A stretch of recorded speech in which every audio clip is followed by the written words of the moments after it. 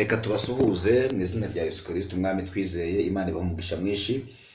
Nitwa Sinanirana Damour, ndabashuje cyane mwese abakunzi bakurikirana Ijuririho TV. Imana ibaha umugisha ntikabure kubagirira neza, kubo kwihanga amaso no kuyizera umunsi ku wundi. Ndagira ngo tuganire ku ijambo ry'Imana, dusa naho tugiye gusoza cya kigisho cyacu kimaze iminsi tugikurikiranye, cyari gifite umutwe uvuga ngo kubw'ikimenyane ufitanye na Yesu azarebe. Rero turabashimiye, ninjye mutumirwa w'uyu munsi wa none muri iyi studio Ijuririho TV. Imana ibaha umugisha mwinshi. Dushimiye abayobozi bayo kuduha uyu mwanya ngo tuganire ku ijambo ry'Imana. Turatangira dusoma n'ubundi rero ijambo ry'Imana tuziye gusoreza niho twatangiriye 11 muri Yohana umurongo wa 3, turasoma ndetse n'umurongo waho wa 34, dusome n'umurongo waho wa 43. Haravuze ngo nuko bashikire batuma kuri Yesu bati databuja uwo ukunda ararwaye. Yesu abyumvisha aravuga ati iyo ndwara si yo kumwica, ahubwo niyo guhimbarisha Imana no gutuma umwana wayo ahimbazwa. Kadusimbuke dusome 34. Arababaza ati mbese mwamushyize he? Baramusubiza bati databuja ngwino urebe. Aho hantu muhumve neza hari ijambo rivuga ngo azarebe. Hanyuma dusome na hano muri 43. Haravuze ngo amaze kuvuga ibyo arangurura ijwi rirenga ati Lazaro sohoka. 44. Uwari upfuye arasohoka azingazingiwe mu myenda amaguru n'amaboko n'igitambaro gipfutse mu maso he. Arababwira ati ni mu muhambure mu mureke agende, mwakire ijambo ry'Imana. Inshuti z'umusaraba wa Kristo, iki gitondo cy'uyu munsi wa none, aya masaha tugira umugisha wo kuba turi kumwe namwe. Ni umwanya w'igiciro, ni umwanya w'ingenzi ku buzima bwacu. Reka twumve iri jambo ry'Imana icyo rivuze. Twasoje ubushize turimo tugeze ku nkuru ya Lazaro, ubwo yari amaze guhura na Kristo, amaze kumwakira, amaze kumwemera. Twatangiye tubabwira ko Lazaro yabanje kuba umwanzi wa Kristo cyangwa se umwanzi wa Yesu, aboneka mu bagabo babonetse bamurwanyije, ndetse akajya kubita bashiki be abahora gusanga Yesu. Twaganiriye ku nkuru ya Lazaro, tuvuga ku nkuru ya Simoni, tuvuga no ku nkuru ya Mariya ari wahindutse Mariya Magadalena avuye ku musozi w'Imagadara ubwo yari indaya, ahuye na Kristo amukuye nk'abadayimoni barindwi b'ubusambanyi. Hanyuma agafata amavuta akamusuka ku birenge akamuhanaguza umusatsi we, nk'ikimenyetso cyari gikomeye cyane n'ubu gikomeye cy'igikorwa cyiza cyose wakora mu izina rya Kristo, ku buryo Yesu akubona nta wundi muntu bibonye, akabona ko ari wowe nyirizina ubyikoreye. Ntubyereke ubikoreye wundi, ntubyereke abantu bagukikije, ukabyereka Yesu ko ari wowe ubikoze. Hanyuma ukeneye kubyumva neza utaratangiranye natwe, uraza gutangira natwe mu episode ya mbere, uragenda ubyumva iya mbere ndetse n'iya kabiri. Uyu munsi ni episode ya 3, aho twashoje uyu mugabo Lazaro arimo yinginga Yesu ngo azamusure. Yesu aramwemerera, aravuga ngo nzagusura. Kubw'ingoro nziza cyangwa se kubw'impano Lazaro yari yarahaye Yesu, nabasobanuriye ko yamuhaye impano ya mbere y'inzu aho ngaho i Betaniya neza aho Lazaro yari atuye. Abwira Yesu ngo bitewe n'uburyo nkubona wigisha, bitewe n'uburyo nkubona ukunda abantu, bitewe n'uburyo nkubona uri gufasha abantu, nanjye nagenzuye nsanga hari icyo nagukorera. Yesu aramubaza ngo ni iki wankorera? Inshuti wowe unteze amatwi muri aya masaha, njya ngo ntangire nkubwira ngo hari ikintu wakorera Yesu. Wowe hari ikintu mukeneyeho, hari ibintu ukeneye ko Yesu akorera abana bawe, hari ibintu ukeneye ko Yesu akorera umugabo cyangwa umugore washatse, hari ibintu ukeneye ko Yesu akorera family yawe, hari ibintu ukeneye ko Yesu akorera business yawe, hari ibintu ukeneye ko Yesu agukorera muri iyi si. Ariko nushishoza neza uraza gusanga nawe Yesu hari ikintu akeneye ko wamukorera. Lazaro ngo yitegereza Yesu uburyo abwiriza, imvura ikagwa bakanyagirwa, ijoro ryaza bakazamuka umusozi bakajya kurara ku musozi n'abigishwa be, bwacya mu gitondo bakongera bakamanuka kuri ya nyanja y'i Galilaya. Ngo aramwitegereza asanga nta nzu bagira yo kuraramo. Lazaro abwira Yesu ngo mfite amazu menshi wacu i Betaniya, wanyemerera nkaguhamo inzu imwe, wajya uburangije kuvuga ubutumwa umaze gusengera abantu ukaza kuryama muri iyo nzu n'abigishwa bawe mukaruhuka. Yesu ngo arabyemera, aramubwira ngo Lazaro inzu mpaye ndayemeye rwose, ikuvuye ku mutima, ikiguteye kuyimpa nicyo wabonye gikenewe muri ngewe, nanjye ndayemeye. Arangije Yesu ntiyatashye ngo ajye kurara muri ya nzu. Yesu ntabwo yigeze afata umwanya ngo agende yishyire nk'abapangayi. Yesu ntabwo yifashe ngo agende yigurishe, yarabizi neza ko ari inzu yahawe n'inshuti ye. hanyuma ntiyajya kwirara murazara atazi ngo Yesu araza gutaha nimugoroba yirare mu buke abona ntaje. Musi wa kabiri abona ntaje, musi wa gatatu abona ntaje, musi wa kane abona ntaje. Lazaro ngo asubira aho Yesu yarari aho yigishiriza, asanga Yesu arimo arigisha. Akimara kuhagera twasanze ngo haraguye imvura nyinshi cyane. Imvura ikimara kugwa ba Yesu ntibajya kuyugama n'abigishwa be, baragumya baranyagirwa basengera abantu, baragumya baranyagirwa babwiriza ubutumwa, baragumya baranyagirwa bafasha abantu. Lazaro ngo yitegereze ajya ku ruhande ngo ajya gusenya inkwi, araza cyane umuriro. Haleluya. Amaze gucana umuriro ngo Yesu n'abigishwa be bamaze kuvuga ubutumwa bwiza, imvura imaze guhita, ahamagara Yesu Lazaro aramubwira ati mwigisha mwiza, ahangaha nagucaniye umuriro n'abigishwa bawe, nabonye mwanyagiye mukora umurimo mwiza, none ubwo imvura ihise muze mwote wenda mubashe kumuka. Hari ikintu wakorera Yesu mu buzima bwawe, none hakumucanira umuriro ngo aze yote, ushobora kutamubona visa vigurya, ushobora kutamubona amaso ku maso face to face, ariko hari umuriro wacanira Yesu wo kumuvuga neza mu muturanye. Uwo muriro Yesu arabushaka muri wowe. Hari umuriro wacanira Yesu akawota wo kumuganiriza abana wabyaye. Inufata umwanya ukejya mu kazi mu mukorana, ukegerana abakozi mukorana, wabona umwanya akazi gasana katari kakomera, ukabanza ukazamura isengesho, niba mugeze muri rashawa ukagira ikintu babwira, uwo muriro mucanira Yesu arawota kandi akumva guwe neza. Ngo amaze kota uwo muriro, amaze gususuruka, abwira Lazaro ngo bitewe na kino kintu cya kabiri ukoreye ubuzima bwanjye Lazaro, nkwemereye ko tuba inshuti uhereye none, kandi kubw'ibitangaza biri maze kunkorera, nanjye hari igitangaza nzagukorera abantu bose bateranye bakamenya ko nagukunze. Ukeneye ko Yesu akora igitangaza mu buzima bw'abantu bose bateranye, abantu bakamenya ko Yesu yagukunze. Ukeneye ko Yesu umaze iminsi ujya gusenga, Yesu umaze iminsi ushaka gukora igitangaza abantu bakabibona. Mucanira umuriro Yesu yote, muvuge neza. Genda mu basi, uri mu basi, uri gutemba basi, uragiye Kampala, uragiye Nairobi, uragiye Tanzania, uragiye Kenya, uragiye Zambia, uragiye n'ahandi. Mwiyo basi aho wicaye genda ucanire Yesu umuriro. Haleluya.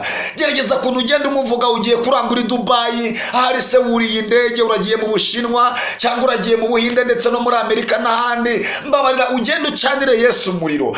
Hejuru yawe habonetse undi muntu umwe, kora igicaniro Yesu yote umuriro. Vuga Yesu wabonye wambika, vuga Yesu wabonye utanga urubyaro, vuga Yesu wabonye ukorera abantu amakwe, vuga Yesu ukuraho abantu igisuzuguriro, vuga Yesu uhagarika urupfu rwaje, vuga Yesu ukuraho amasasu barashe, vuga Yesu waguhishe mu ntambara, vuga Yesu wagukije muri ya burozi, vuga Yesu wabonye. Haleluya. Mucanira umuriro, mucanira umuriro. Niba uri ku kigo wigana n'abandi banyeshuri, Yesu mucanira umuriro mu bandi, mu rubyiruko rugenzi rwawe, Yesu yote uwo muriro. Hari isezerano rikomeye, hari igitangaza azakora imbere abantu bateranye ku buzima bwawe.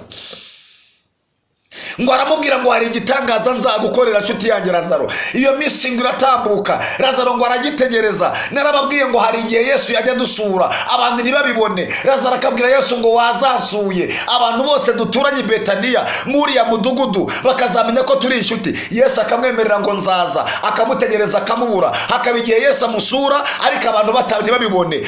Lazaro agatumira abantu ngo Yesu araza, uwo munsi yabatumiye Yesu ntajyeyo. Uwo munsi Lazaro yabatabatumiye Yesu ugasanga nibwo agiyeyo, abantu ntibamubone. Lazaro ngo arababara, aravuga ngo muranumira inshuti zanjye ngo zigutegereze zize zikubone, warangiza ntuze ukaza zatashye. Ni iki kintu kizaba kugira ngo abantu batuye ahangaha i Betaniya bahora bampinga, bahora banseka, bazamenye ko dukundana wansuye? Yesu aramupromisinga, aramubwira ngo humura Lazaro, hari igihe nzaza bose bateranye. Haleluya.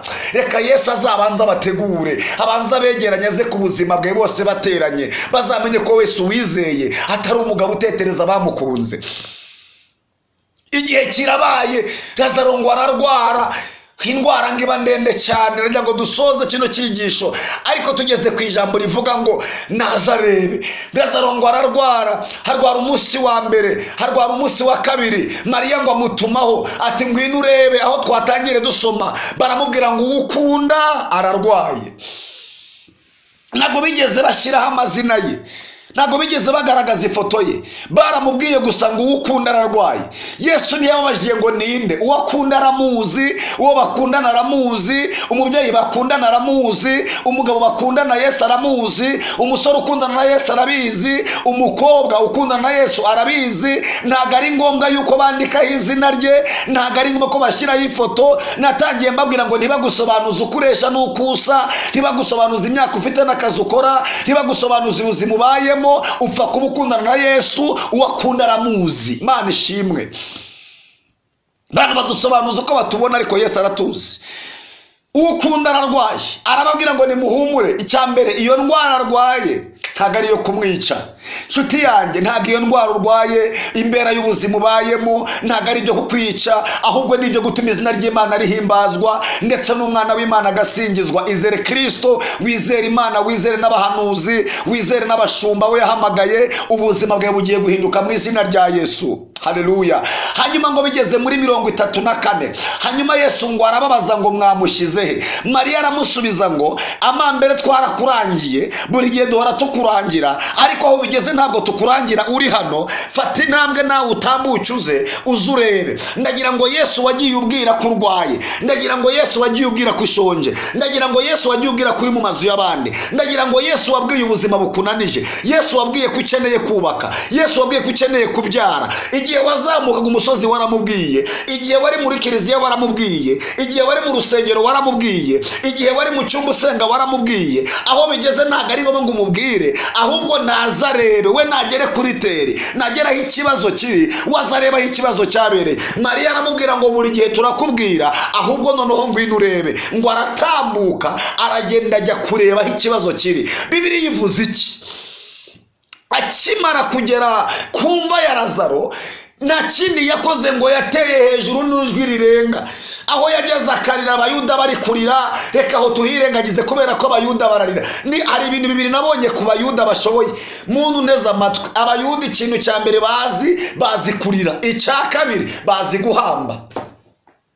Abayuda bazi kurira, bararira ku buryo amarira bashiramo barangiza bagasigaho n'amazi. Abayuda bazi kurira, amaso agatukura ariko imitima yabo ari umweru. Abayuda bazi kurira, impanga zigakobana ariko imitima yabo inezerewe. Amarira y'abayuda ntazagutera ubwoba, ntazakwemeze ko bagukunda. Babasha guhonga ku maso ariko imitima iri kuvuga ngo awa. Umuyuda uramubwira ngo umugabo aranyirukanye, akavuga ngo ihanganye nanjye ndababaye, ariko nyamara igitumye umugabo akwirukana cyaraturutse kuri we. Abayuda bafite kuntu barira pe, bararira ntago bashobora kubura amarira, ariko imitima yabo iba yuzuye ibyishimo n'ibitwenge. Hari wavuze ngo duseka nabo, tugakina nabo, ariko ngo tubana tubazi. Abayuda bararira ariko avuga ati Yesu se nawe yabibona yakorwa n'isoni. Yesu ngo arege mu mitima yabo, abona ko bari kurira ku maso ariko imitima itari kurira, ngo asuhuza umutima arababara, nawe ngo ararira. Haleluya. Atereje n'ijwi rirenga, haravuga ngo Lazaro. Bari bamuhambye mu buryo bukomeye. Reka nsobanura ibintu bigeze muri 5 bari bahambishije Lazaro cyangwa 4. Icya mbere ngo bari bamuziritse amaguru, icya kabiri ngo bari baziritse amaboko, icya gatatu ngo bari bamufite igitambaro mu mutwe cyari gifasha amatwi ku buryo atabasha kumva, icya gatanu niba atari icya kane bari bamuhaditse ikindi kintu kimeze nk'igitambaro mu kanwa. Kandi utekereza uyu muntu bari guhamba yarwaye iminsi 3, arapfa. Amaze gupfa mu muco w'abayuda ntago baguhambira umunsi wapfuyeho. Oya, abayuda bafite kuntu bacoye. Iyo umaze gupfa bakubika indi minsi ine ngo barebe ko wapfuye cyangwa se wipfishije cyangwa se wagiye muri koma wenda uzagaruka. Bakubika indi minsi ine. Iyo minsi nirangiye bajya babona kujya kuguhamba babonye kutari bugaruke. Noneho reba uyu mugabo yarwaye, batuma kuri Yesu ntiyaza. Ageze igihe cyo gupfa, uwo ni umunsi wa 4. Bamubika indi minsi ine, ibaye iminsi 8. Bagiye kumuhamba, Yesu ahageze ku munsi wa 12 ngo yasibiye iminsi 4 Lazaro amaze guhambwa.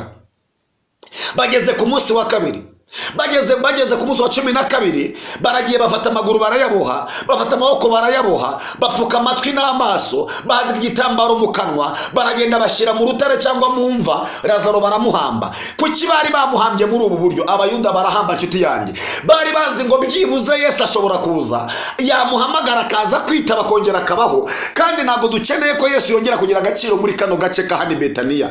Ahora ayobya abantu, adukwiyeho abantu, byibuze naza agahamagara uyu mugabo ntasohoke, uyu mugabo ntazuke, biragaragara ko nta kintu ashoboye, abantu bose bazamuveho. Baravangwa ariko hari igihe yamwumva. None mufate igitambaro mupfuka amatwi ku buryo Yesu ahamagara Lazaro ntiyumve.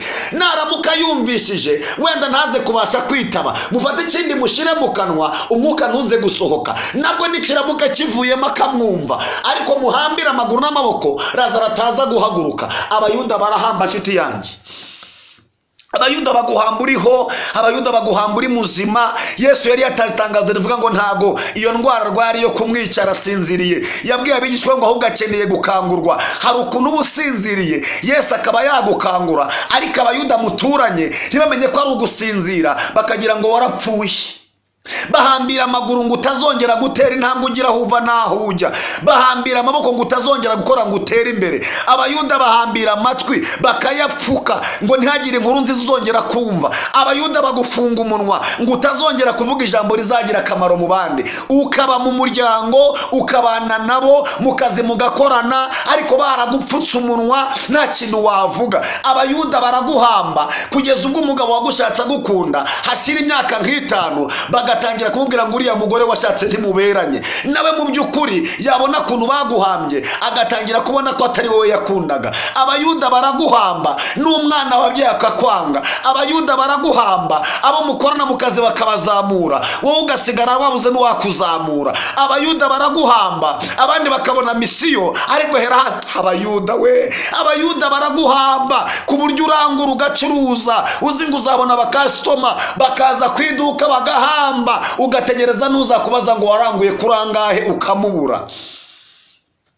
Abayuda barahamba nshuti yanjye, ukisiga amavuta ntuberwe, ukambara neza ntihagire ukwitaho, ukambara ibigufi ntihagire ukwitaho, ukambara ibirebire ntibakwiteho, ugasukisha ntibakwiteho. Abayuda baraguhamba ikintu cyose ukoze kikaba zeru. Abayuda baraguhamba ugahera mu myaka 20 uri umukobwa, wambara neza, witonda, uvuga neza, ugenda neza, ntawe wanduranyaho. 30 ikagera ukarushaho kwitonda, 40 ikagera wanakira hasi ukayahanagura ngo batagira ngo uri umunyamwanda. Umva 40 ikagera abayuda baraguhamba, ukambara ibigera hasi ngo wenda nibwo bazakwemera, ukageza 50. Abayuda baraguhamba burundu, uri mwiza, waravutse neza, nta n'ibyaha byinshi wakoze, ugasaza nta mugabo ubonye kubera abayuda bahamba. Bayuda baguhambira umwana akajya ku ishuri akajya ahora ari uwanyuma kandi abandi biga n'abatsinda. Ukibaza impamvu uyu mwana adatsinda. Ese biga yasohotse? Ese mwarimu bigisha nta mwigisha? Rimwe na rimwe ukanashaka bamusanga mu rugo bakuru desware bakaza kumwigisha, umwana kanga agahinduka umuswa, ugashaka amateleviziyo akamwigisha, yewe nawe ugashyiraho akawe, umwana kanga kananirana, ukamusanga bukiye mu makarita yambaye pocket. Bayuda barahamba nshuti yanjye. Bayuda barahamba, Bayuda barahamba. Ariko ndagira ngo utangarize mu magambo make, utitaye uko abayuda baguhambye, ndagira ngo wumve Yesu aguhamagara. Haleluya. Ndagira ngo wumve Yesu aguhamagara. Yesu ngo ageze kumva ya Lazaro, ikintu cya mbere yakoze yahamagaye Lazaro. Ndagira ngo Yesu ahamagara ubuzima bwawe. Ndasengera mu isengesho rigufi Yesu ahamagara ubuzima bwawe. Azamura ijwi rirenga, haravuga ngo Lazaro, ngo igitambaro cyari gipfutse ku matwi kiba kivuyeho. Yesu aguhamagare rimwe ibyo bashyize ku matwi ngo nta nkuru nziza uzongera kumva, bikurweho mu izina rya Yesu. Iyo baguhambye amakwara ariko ntibagutumira kandi uri umuryango umwe nabo, batanga invitation bakazenguruka, wowe ugasigara hagati ukibaza ni iki. Abayuda baraguhamba ku buryo umuntu igihe kimwe bigeze bahamba umuntu, ndabibona. Reka mugirire ibanga mwavuze umutekano wiwe. Nzabanza musaba uburenganzira butanga ubu buhamya ku YouTube cyangwa se no ku mateleviziyo atandukanye. Nzabanza mbimusabira uburenganzira. Ariko hari umudamu bigeze guhamba, ndabibona. Abayuda baraguhamba nshuti yanjye. abayuda baraguhamba ntiwabakangishaho ngo wakoze ubukwe, baraguhamba umaze kubyara ukongera ugahinduka umufiyemeri ugasubira iwawe. Abayuda baraguhamba uri umugabo ubyaye kabiri gatatu, umaze kuba umugabo w'igikwerere mu rugo bakongera bakarusenya. Abayuda baraguhamba ku buryo umugore wakunze asigara kwita imbwa. Abayuda baraguhamba avuga ati njyewe ngiye gusenga cyangwa ngiye ibunaka, n'ahafite abandi agiye guhana bo ku mazi bagiye kuryoshya ubuzima. Agusize mu rugo nawe uri umugabo, nyamara umunsi murambagizanya hari indahiro yakurahiye avuga mugabo mwiza, musore mwiza, ntabwo nagusiga. Ariko abayuda baguhambye. Ndagira ngo twe kurenganya abantu badutaye mu buzima byatewe nuko abayuda baduhambye. Hakenewe Yesu uhamagara abantu bahambwe barangiza bakongera bakazuka. Ndashaka gutangariza ubuzima bwawe, muma muneza amatwi, mugabo uneza amatwi. Waracuruje urahomba kubera abayuda baguhambye, uragerageza gukora byose bikanga. Abo ni abayuda baguhambye. Ndagira ngo mvugane nawe, urakira indwara bagashiramo indi. Abo ni abayuda baguhamba. Umva ngira icyo ngutangariza, Yesu w'i Nazareti, haleluya, Yesu wapfuye akazuka, Yesu wahambanye ubuzima n'ubugingo bwacu akazukana nabwo, Yesu wicaye iburyo bw'Imana. Nahamagara amazina yawe arayazi, njyewe ntabwo nyazi, ariko Yesu akuza amazina. Naguhamagarire famiye, naguhamagarira abana, icyawe cyose abayuda bahambye Yesu nagihamagare. Cyongere cyumve mu izina rya Yesu. Ngo aramuhamagara, gitambaro bashizeho ngo gikurwaho n'ijwi ry'umuhamagazi bita Kristo. Asubiramo inshuro ya kabiri ngo Lazaro, nicyo bashyize mu kanwa kiba kivuyemo. Lazaro ngo atera hejuru n'ijwi rirenga nawe aritaba ati karame ndakumva mwigisha. Haleluya. Yesu naguhamagara uzamwumva, Yesu naguhamagara uzamwitaba. Ngo aramwitaba ati ndakumva. Aramubwira ngo sohoka. Lazaro ngo aramubwira ngo ndasohoka nte? Icyo mu matwi cyavuyemo n'icyo mu kanwa cyavuyemo, ariko icy'amaboko n'icy'amaguru icyo kiracyamfasha. Yesu ngo arategeka, abwira abantu ngo nimugende mukureho igitare namwumvishe ni muzima. Bagikuye hamaze kumva ko ari muzima, bagikuye bamaze kumvikana, bamaze gukururana. Nyemerera bano bayuda bashizeho kiriya gitare. Nago wava ko n'abayuda bahamba bafite kuntu bacukura bitandukanye n'abandi, kubera ko incukuro yabo n'impambo yabo iratandukanye. Mu bahamba bazima baguhamba uri muzima, nago barindira kumugushiramo, bo baguhamba uri muzima. Urumva nago bacukura imba y'umuntu muzima ngo bayicukure nk'iyo umuntu wapfuye. Bafite kuntu bahamba, bafite kuntu bagerekaho ibitare, bafite kuntu bandika na message, bafite kuntu banafata amafoto yawe bakayahindura uko bitari, bafite kuntu bagushira kuri YouTube za media zikagushira, bafite kuntu bagusebereza ku mayacana atandukanye. Abayuda bafite kuntu bahamba nshuti yanjye, bafite kuntu bahamba, bafite kuntu bagerekaho ibitare, bafite kuntu bohereza za message, bafite amagambo bajya bavuga, bafite kuntu bivugisha ukuntu, ibyo byose bakabigereka kuri wowe. Bafite kuntu batereka amaso bakarere mu ruwo mwashakanye, barahari kuntu bashaka kwica ubukwe, bafite kuntu babigenza, barahamba nshuti yanjye.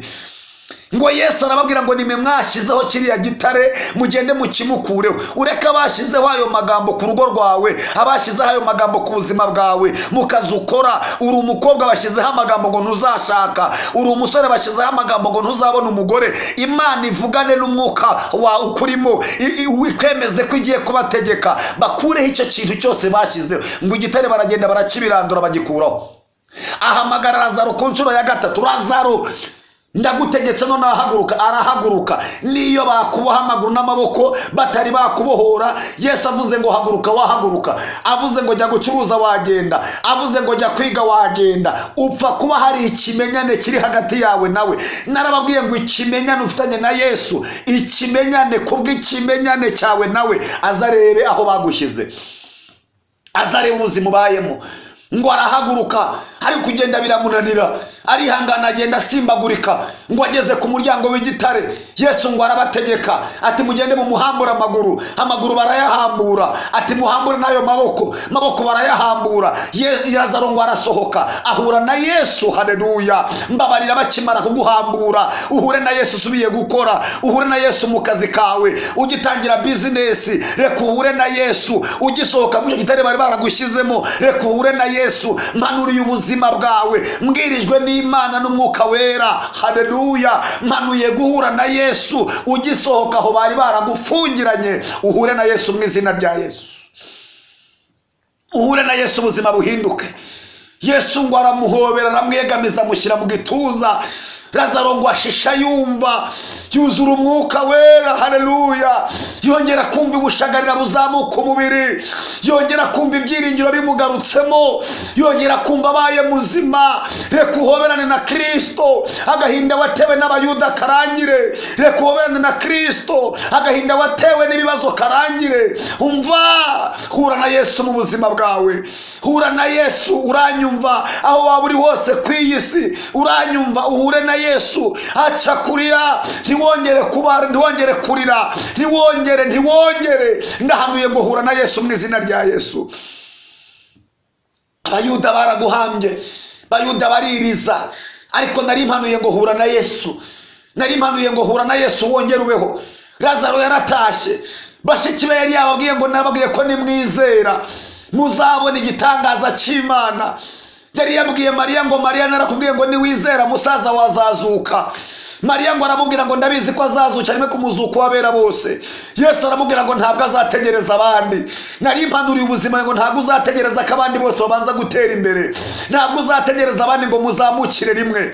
Ntabwo uzategereza abandi ngo mwurire indege rimwe. Ntabwo uzategereza abandi ngo mubakire amazu rimwe. Ntabwo uzategereza abandi ngo mukorere amakwe rimwe. Buhuye na Yesu aratambuka. Hura na Yesu abandi batari baza. Aho mucakiraniye ni mwiryo korosi ubayemo, aho muhe ni mu buzima bwawe. Hura na Yesu mu izina rya Yesu. Cyabikoze Yesu akomeje urugendo. Hari n'abandi azajya kureba akabarengera, ariko atari yarenga huri. Yesu nimuhoberane mu izina rya Yesu.